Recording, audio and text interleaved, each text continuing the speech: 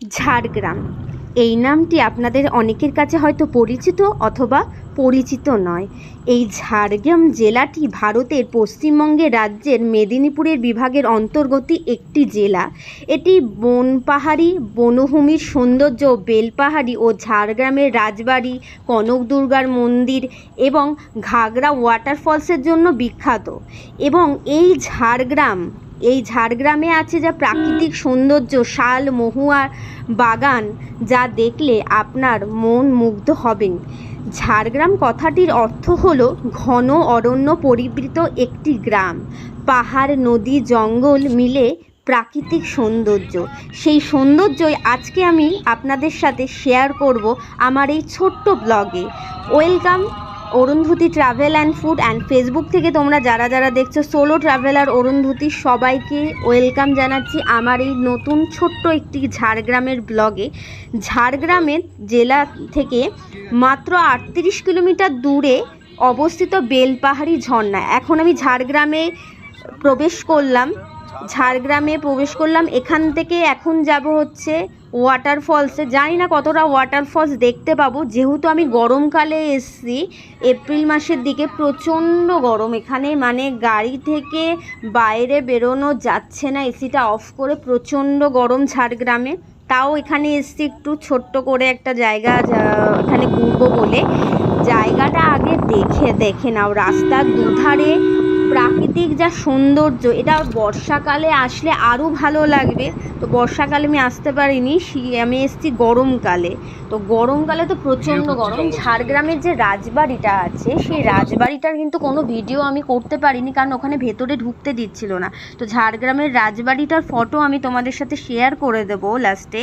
ঝাড়গ্রামের রাজবাড়িটা খুব সুন্দর দেখতে। এইবার দেখো, শালমহুয়ার বাগানের ভেতর দিয়ে গাড়িটা যখন যাচ্ছে, এই যে প্রাকৃতিক দৃশ্য, যা আপনার মনকে মুগ্ধ করে দেবে। আমি যতটা পেরেছি আমি আমার ক্যামেরায় বন্দি করার চেষ্টা করেছি। এখান থেকে প্রায় আর কিছুক্ষণ পরেই আমি পৌঁছে যাব ওয়াটারফলসে। যাই না ওয়াটারফলস কতটা দেখতে পাবো।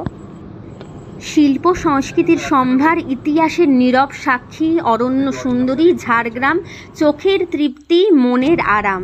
আর সুদীর্ঘ কাল ধরে বহিরাগতদের শাসন বজায় থাকাকালীন ঝাড়গ্রামের আদি বাসিন্দারা তাদের জীবনধারা সংস্কৃতির মেলবন্ধনে সযত্ন করে রেখেছে। ঝাড়গ্রামের যে গ্রামের বাড়িগুলো আছে না, এবং এখানে যে বাড়িগুলো দেখেছি আমি, মাটির বাড়ি, সুন্দরভাবে পটচিত্রে আঁকা ছবি, যা আপনার মন মুগ্ধ করবে। তো ডেফিনেটলি ঝাড়গ্রামে আপনারা একবার ভিজিট করুন। এবং এখানে একটা মন্দির আছে, যে মন্দিরটার নাম হাতিধরা মন্দির। আমার নামটা খুব ভালো লেগেছে।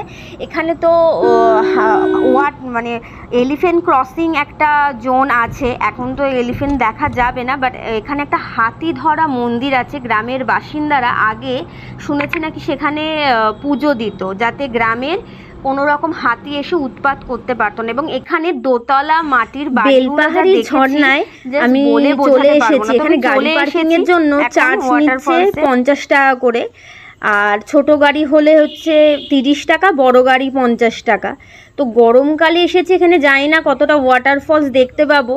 তো এখানে যখন আসলাম খুব বেশি জল দেখতে পাইনি, ঝর্ণার জল, মানে জল একদমই বলতে গেলে খুব কম। এই যে চলে এসেছি বেলপাহাড়ির এই যে ঝর্ণার জল, মানে এইখান দিয়ে এই জলটা ক্রস করে এই গাড়ি এবং এখানের যে গ্রামের বাসিন্দারা আছে, এই ঝর্ণার জলের ওপরটা দিয়ে এরা রাস্তা পার হয়ে গ্রামে যায়। এবং বর্ষাকালে রাস্তা পারাপারে খুব সমস্যা হয়, কারণ জল তখন অতিরিক্ত বেড়ে যায়। তো গ্রামের বাসিন্দাদের সাথে আমরা কথা বললাম, তারা সবাই বলল যে এইখানে বর্ষাকালে জলটা শুধু থাকে, আর অন্য কোনো সময় এই বেলপাহাড়িতে আসলে জলটা ভালোভাবে মানে দেখতে পাওয়া যাবে না, খুবই সামান্য জল। তো এখানে এসে জায়গাটা যখন মানে বর্ষার সময় আসলে বেশি সুন্দর লাগতো দেখতে। প্রচণ্ড গরমে এসছিলাম, মানে এই যে গ্রামের বাসিন্দাদের সাথে কথা বললাম, কথাটা বলে কিছুক্ষণ সময় কাটিয়ে নিই। এইবার আমি রওনা দেব কলকাতার উদ্দেশ্যে। ছোট্ট একটা ভিডিও, যতটা পেরেছি তোমাদেরকে দেখানোর চেষ্টা করেছি। সব জায়গা ঝাড়গ্রামে যেতে পারিনি, আমি জাস্ট একটা লং ড্রাইভ ছিল আমার, তো ভাবলাম যে তোমাদের সাথে শেয়ার করি। ভিডিওটা কেমন লাগলো অবশ্যই জানিও। আর ঝাড়গ্রামে যখন তোমরা যাবে, ওখানে কনক দুর্গার মন্দির এবং এছাড়া ঝাড়গ্রাম রাজবাড়ি, ঘাগড়া ওয়াটারফলস, এগুলো কিন্তু দেখে এসো। তো এগুলো আমি ওখানে যেতে পারিনি, আমি যে সময় গেছিলাম প্রচণ্ড গরম, মানে গাড়ি থেকে একদম মানে এসিটা বন্ধ করে মানে বেরোনো যাচ্ছে না, এত গরম ওখানে, মানে জাস্ট বলে বোঝানো যাবে না। তো ভিডিওটা আমি এখানেই শেষ করলাম, এবার আমি বাড়ির উদ্দেশ্যে রওনা হয়ে গেছি।